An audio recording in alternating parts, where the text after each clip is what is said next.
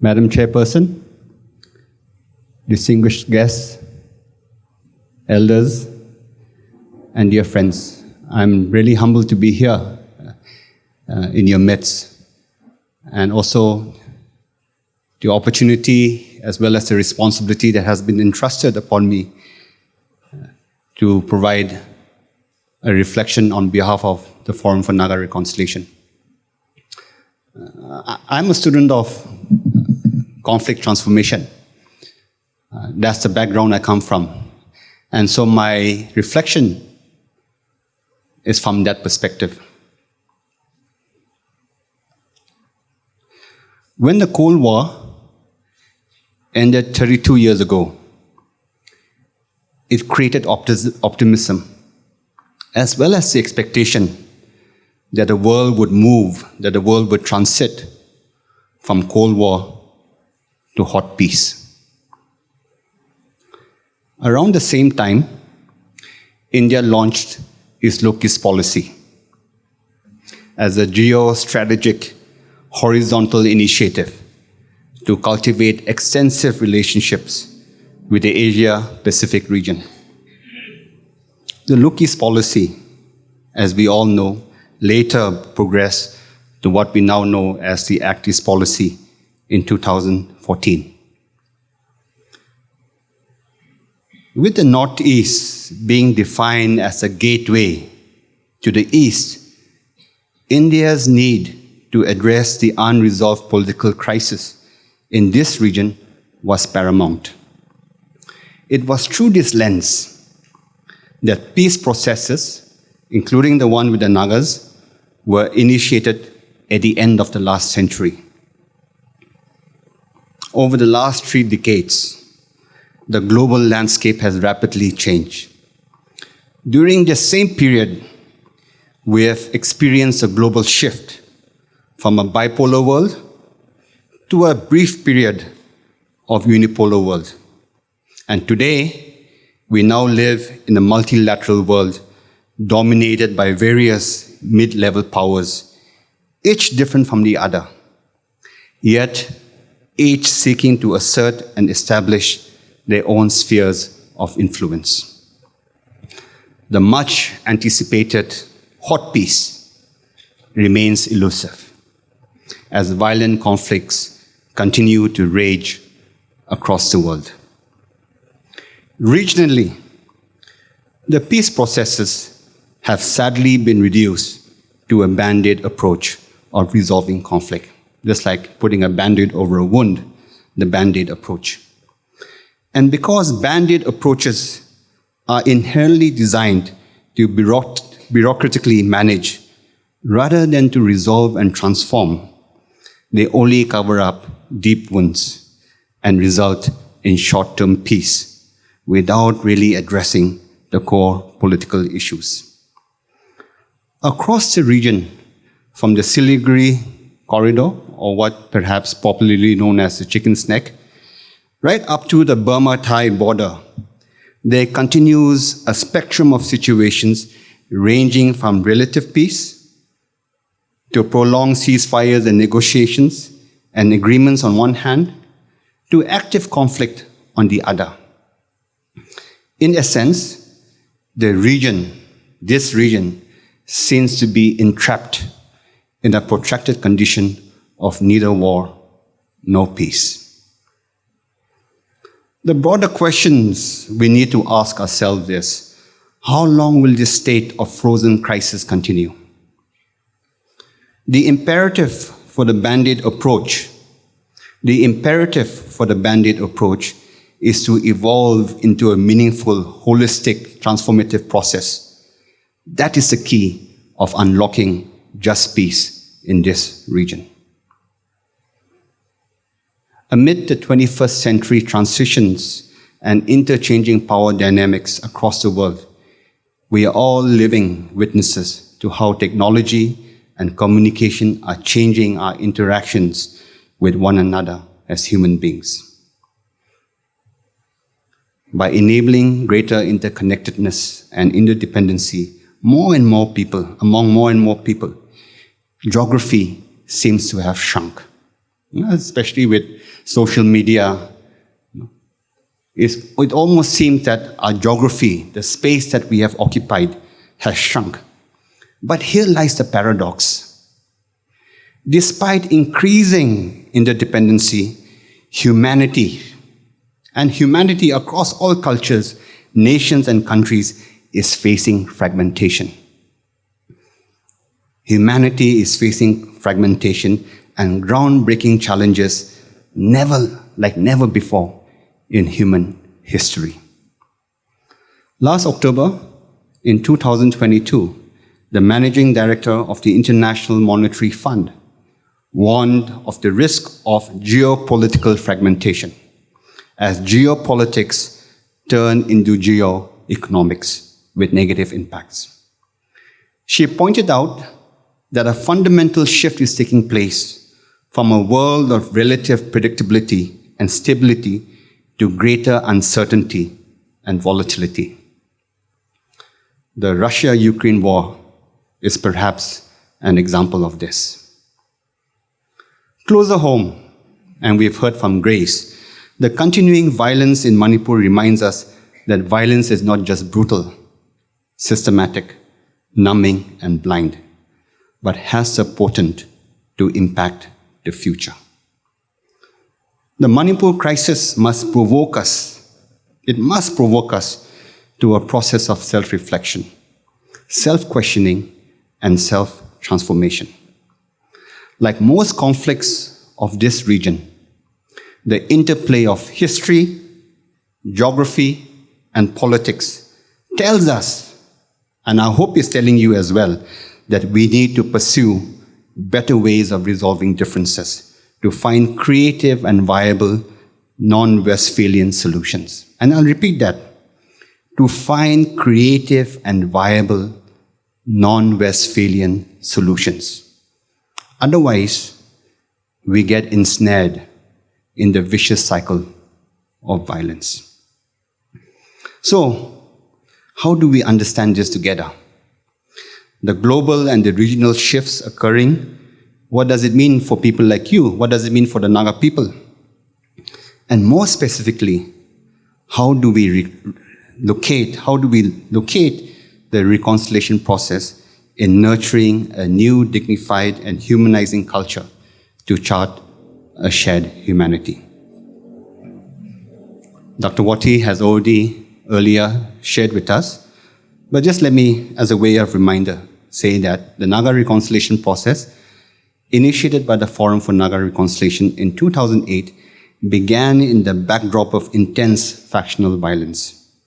After 15 months of sustained, painstaking peacework and diplomacy, the three leaders, Isak Chishi Swu, SS Khaplang, and Brigadier retired as Singnya, signed the Covenant of Reconciliation on June 13, 2009, in which they, and I quote, offer themselves to Naga reconciliation and forgiveness based on the historical and political rights of the Nagas, and resolve to work together in the spirit of love, non-violence, peace, and respect to resolve outstanding issues among themselves. We now know that the Covenant of Reconciliation was not just instrumental in ceasing the armed confrontation and bloodshed among the Naga political groups. It created space. It created space to harness opportunities where leaders felt safe to ask forgiveness from one another.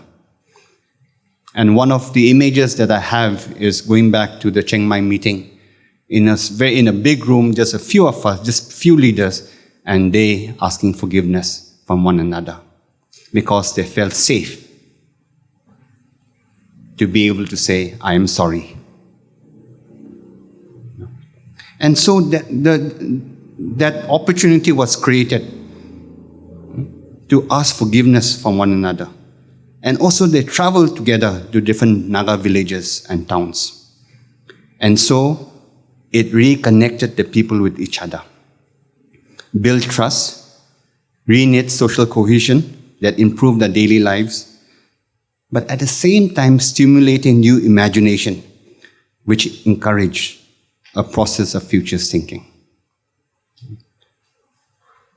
if we can turn our mind back to 2000, perhaps 11, 12, you will then recognize and we have a deeper conversation of how the situation just changed. But very often we don't look at the broader landscape. And perhaps that is where we miss the point. So the process evolves slowly and organically by breaking down barriers of distrust and suspicion. Eventually, the 6 high-level leaders, General Retired Koli Konyak, Kitovi Zimomi, Brigadier Retired S. Singnya, Zopra Vero, Isak Chishi Swu, and T.H. Moiva signed the Naga Concordant on August 26, 2011. The Naga Concordant says, and I quote, "Having reconciled on the basis of the historical and political rights, the top Naga leaders have agreed that Nagas are one. Therefore, in pursuance of this agreement, the following signatories have resolved in principle, to work towards the formation of one Naga national government." And this is an idea that came from them through the discussions that they were having. And so from a distance, from a process point of view, as a student, I look at it that if the Covenant of Reconciliation provided the foundation, the Naga Concordant was the pinnacle. It was the culminating point. The Naga Concordant should have been the culminating point. In context, the Covenant of Reconciliation and the Naga Concordant, like two sides of the same coin, they offered radical hope. The radical hope with the potential to alter the Naga future.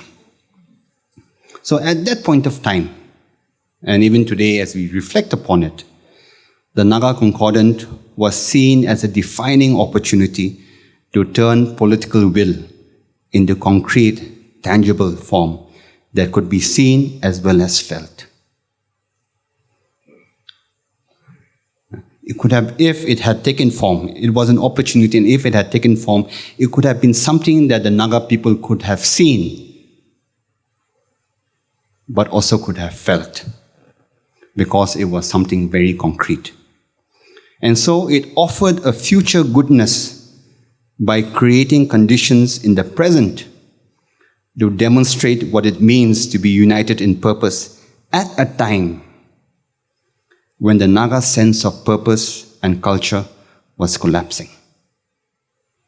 So the Naga Concordant came at a time when the Naga sense of purpose and culture was also collapsing in the midst of the reconciliation process.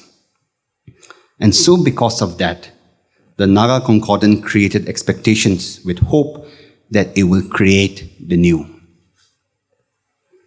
However, since 2011, the implementation of the Naga Concordant remains to be fulfilled. In this 12-year-long interregnum, like a Greek tragedy, many unhealthy symptoms are emerging. In this interregnum of 12 years, many unhealthy symptoms are emerging. And so I ask the question, how would the situation be different if the Naga Concordant was realized? Would the situation be the same as it is today if the Naga Concordant was realized? I encourage you to think about it and reflect upon it, because at the present, the Naga house is more fragmented, with deep polarizing relationships. Each group is maneuvering for its advantage, and the Naga ecology is growing more insular with suspicion, mistrust, cynicism, and acute personal differences. Acute personal differences. And so the public not only feels let down, but is losing faith and trust in the process. And so today we live in an era of cynicism. Fragmentation weakens the Naga capacity to think and respond to existing challenges. The Nagas are losing sense of direction and therefore obeys in advance to the suffocating conditions. I'll repeat that again. The Nagas are losing sense of direction and therefore we are obeying in advance to the suffocating conditions.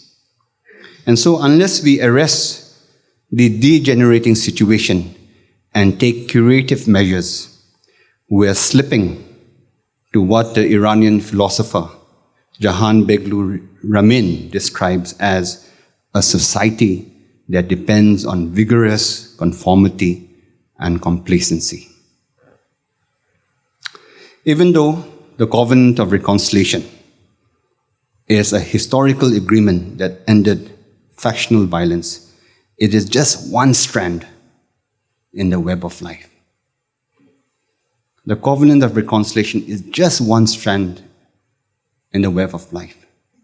And yet we must also acknowledge and applaud the leaders and the signatories of the Covenant of Reconciliation, because till this day they continue to abide and respect it. And that is why the violence that we experience, we don't experience it today. But it needs to go further than that. And so to continue the journey to wholeness, the Covenant of Reconciliation relies on the other strands, such as the Naga Concordant, the Lenten Agreement, and the September Joint Accordant, and all other agreements arrived at during the Naga Reconciliation process. In other words, they all need to be implemented to stop further fragmentation of the Naga House. Today, as we commemorate the 15th year of the Forum for Naga Reconciliation, can we approach this time as an opportunity to reflect, to step out of our entrenched positions, and to think together? The intention of having this reflection is not to dwell on our existential realities or point fingers at one another to blame, but it is to tap into our common yearning for a just peace by engaging in critical imagination. As we reflect and imagine together how to break through our suffocating conditions, allow me to share three observations which I feel undergirds the present discourse. First, the Naga reconciliation process has fundamentally been a praxis, an interplay of reflection and action, thereby generating ideas, possibilities that are vision-focused, not just about the present, but they are vision-focused. And yet, it mirrors society's entrenched mindset, which resists transformative ideas that are outside of our comfort zone. Hence, the process is often taken over by realpolitik. Because we are not able to come out of our comfort zone, the process is often taken over by realpolitik. So let me locate this observation. Within a broader discourse. Robert Khaplang, and maybe some of you have heard of him, he is a best-selling author on foreign affairs. And so he makes this incisive insight. He says, one of the issues of Asia, in fact, the issue, Asia is not about ideas. It is all about nationalism. It is a fight over territory, over natural resources, and who controls what. In other words, Khaplang is saying, Asia is all about power. You decide for yourself if Khaplang's observation is true. For me, I believe that there are some aspects that are relatable to the Naga context where the exercise of power has prevailed over ideas. Can I say that? That in the Naga context, the exercise of power has prevailed over ideas. And so in that sense, perhaps Khaplang is right, even though he's talking about Asia and we're talking about a very micro and not a macro situation. So the culture of power politics, who has power, who controls what, is impacting people and institutions by pushing away ideas and values that are central to lifting up a people from the ground up.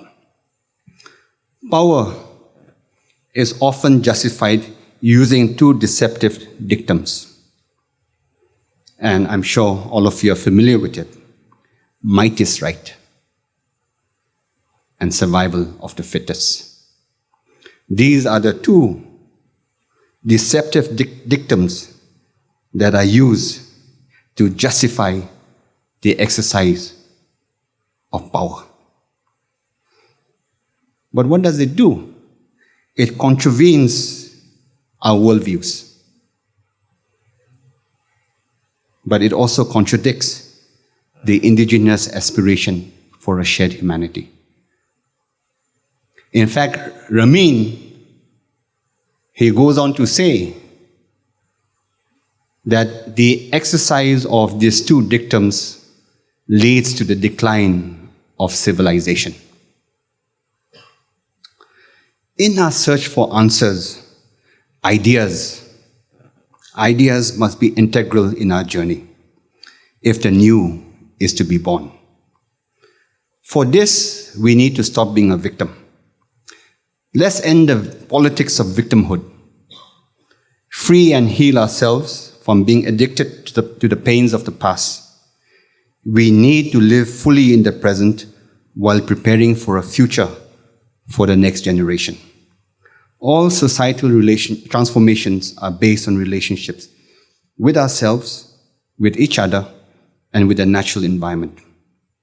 Forming relationships is based on the ideas of respect, justice, dignity, humility, compassion, sincerity, integrity, and nurturing respectful relationships built upon empathy, guided by self-determining values. Second observation.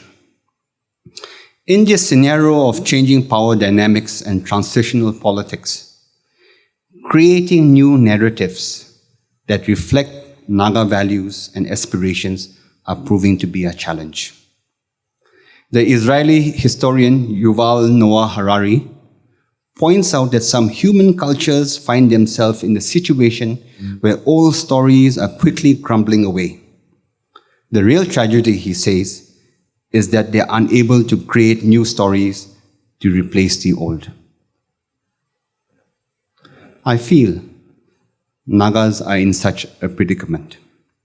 We have allowed the past to become a present, and we continue using old models of conducting affairs in all realms of life. As a result, we seem to be living in a time when our heritage of values, sense of purpose, and meaning are collapsing. One is reminded that in the continuum of values being passed on from one generation to the next, it is commonly said, the first generation generates, the second generation motivates, the third generation speculates, the fourth generation dissipates. This means we need to keep recovering, restoring, and renewing our core values and our culture so that the cycle of passing values continues after dissipating and are generated again in the next generation. This fourfold cycle represents the natural process of building, questioning, deconstructing, and starting all over again. In my observation, the current Naga condition is in a stage of speculation and dissipation. And perhaps you'll have your own observation of where the Naga situation is. But for me, we seem to be in that stage of speculation and dissipation. But what is more challenging is we seem to be stuck here for a while, and we're not able to generate again. So that cycle of generating, motivating, speculating, dissipating, we're not able to generate again because we have been stuck for quite some time in the stages of speculation and dissipation. This is not because there's a lack of capacity and imagination. I don't think Nagas lack capacity and imagination. Even today, we hear about the Naga Chamber Choir, who have got gold medals in the World Choir. So I don't think there's a lack of capacity and imagination. Rather, our present difficulty in connecting and harnessing the metrics of Naga solidarity is hindering our ability to rise from this interregnum. Generating the new requires understanding how the interplay of history, geography, and politics has led us to the present. The whispers of self-doubt needs to be doused to stimulate new stories that persuade new imaginations, which reflects the current conditions while continuing to build on transformative and vibrant values of our people. All this is essential for nurturing and uplifting a new generation that will once again imagine and generate with vision. My third observation: like all human societies, the Nagas of today are wrestling to harmonize between what is just, what is fair, and what is possible. If this is not carefully addressed, they can become opposing forces, which can lead to further divisions. But what does human history tell us? Human history informs us that leaders, and many of you are leaders here, are by compulsion often have to deal with what is possible. Leaders by compulsion have to often deal with what is possible. Whereas civil society, the intelligentsia, and the public, and again, many of you here today are from the civil society, from the intelligentsia, from the church, and from the public, your tendency is to focus on what is fair, what is just.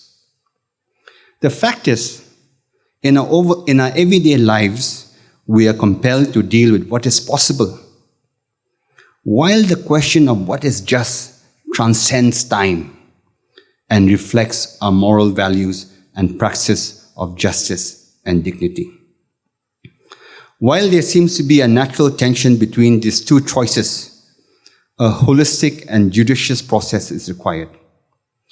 Therefore, it is crucial that a scope as well as the limitation of what is just and what is possible needs to be defined by the people themselves. So for instance, if this is us, and we have both leaders who by compulsion have to focus on what is possible, and we also have leaders from the civil society who focuses on what is just, we need to sort out and decide what is the limitation, what is the scope of what is just and what is possible, and not someone else outside of this sanctuary.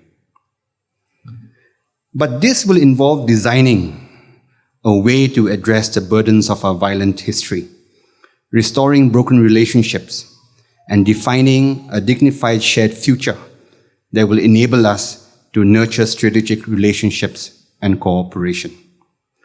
To this end, can we adopt an openness to listen to each other's hurts, needs, perspectives, and aspirations? Experiences tell us that when truth is spoken offensively, it is received defensively. I'll repeat that again. When truth is spoken offensively, it is received defensively and is never persuasive. And so, when truth is spoken offensively, it never persuades the human mind. For truth to heal, it needs to be spoken in love and respect. This involves a process of truth-telling, acknowledging where we have gone wrong, being accountable to each other, and apologizing for healing to take place. In this way, we can stimulate a healing solidarity. A healing solidarity, a place between what is just and what is possible. And by extension, what we need today is a healing leadership. In conclusion, I wish to emphasize that these three broad observations point to the need for careful intervention, where the interplay of empathy, imagination, and reconciliation facilitates an environment where choices can be self-determining, self-defining, and self-creating. Within the process of the Naga journey of common hope, we understand that empathy, imagination, and reconciliation are all different parts of holism, which are intimately interrelated and cannot exist independently. But to bring them together means we need to be living in hope. We need to be living in radical hope. Ramin reminds us that hope is interconnectedness because we never hope alone. We only hope with the other or in association with all of us. I cannot hope on my own, but it's with you that I can hope, because hope is provocative. Hope is provocative and is indispensable because our future is at stake. So since history is living and constantly evolving, Nagas need empathy, imagination, and reconciliation, not as a band-aid approach to cover the issues or to hide the wounds, but as an emancipatory politics that provides a transformative framework for creating peaceful, non-violent, and just structures based on values, inclusive rights, and people-centered aspirations. This includes not just creating new stories, but defining our own narratives and embracing and developing a new praxis of action and reflection.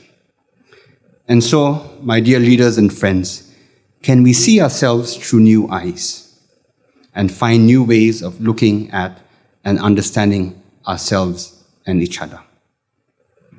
Finally, the fragmented Naga house cannot continue to go on this way. For Nagas to have any meaningful role and to contribute to the present and future of the history, geography, and politics of this region, we need to be united in purpose. And we need to create new models of determining and conducting our affairs. So let us be grounded. Let us be grounded in the values of holism, from which we derive a profound sense of self-definition that will enable us to chart our destiny with a clear sense of direction and substance. The question is whether Nagas, whether you and I will have the courage, whether you and I will have the courage to create a pathway to holism, where justice provides the perspective, reconciliation serves as a methodology, and peace is the vision. And so, my friends, it is my prayer that with God, we will find the courage to do so. Thank you so much.